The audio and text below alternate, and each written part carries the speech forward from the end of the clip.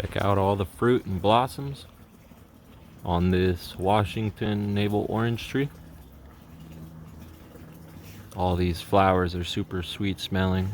They smell like white jasmine. Produces fruit in abundance.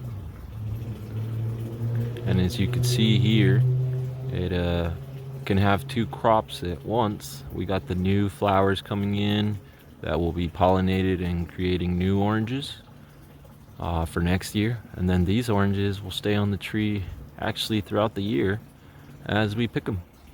So hopefully, the goal is to eat them all or pick them all before pollination sets, so that you don't get smaller fruit. But if you don't get to eating them all, it is something nice to be able to have fruit on the tree all year, even if they are a little bit smaller. They do get sweeter with time, so that's one benefit. Check out some of these flowers here. Well, this naval orange tree is drought tolerant.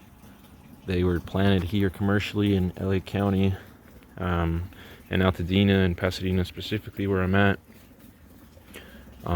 during the 20th century.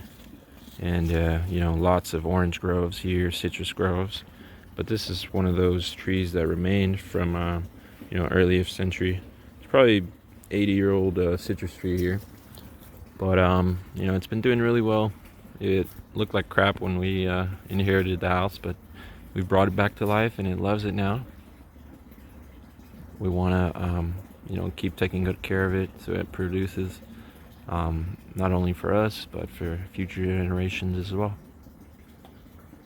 Catch you guys later. Just wanted to show you guys a couple facts about this orange tree. Have a great day.